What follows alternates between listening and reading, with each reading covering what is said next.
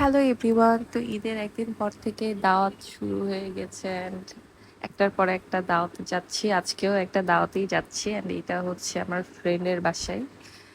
তো আন্টি আগের ঈদেও দাওয়াত দিয়েছিল, বারবার বলে দিয়েছিল তাকে নিয়ে যেতে and আগের ঈদের সময় পাই নাই, তো এই ঈদে যেতে পারছি।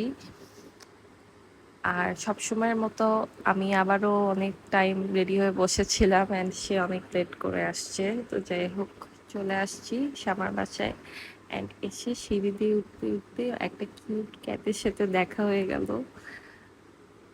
তো তারপরে সেই খেতে বসে গেলাম and আন্টির রান্না তো অনেক মজা, সবকিছু অনেক মজা করে খেলাম। তারপরে ফ্রেন্ডরা মিলে একটু গল্প করতে বসে গেলাম। তো সেও কাজে চলে গেল আমাকে রেখে and আমি ভাবলাম যে একটু ফ্রেন্ডের সাথে গল্প করে তারপরে যাই। তো সবাই মিলে গল্প করছিলাম and বিকেল হয়ে গেল, ভাবলাম যে এখন যাই। তো আমি তাকে ফোন দিলাম, সে দিতে আসার টাইমেও আমাকে অনেক ওয়েট করালো।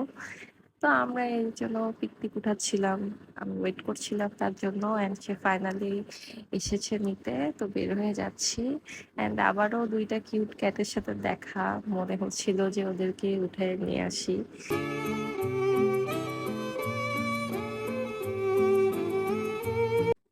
তো এই তো বের হয়ে গেলাম, দেন বাইপাস হয়ে আসছিলাম, তো ভাবলাম যে কয়েকটা পিক উঠায় নিই কজ এই কয়দিনে অনেক বের হয়েছি বাট পিক উঠানোর কোনো টাইম পাই নাই।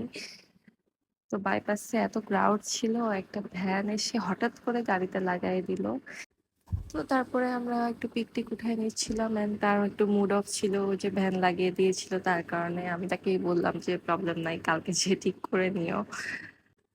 So that's all for today, good bye.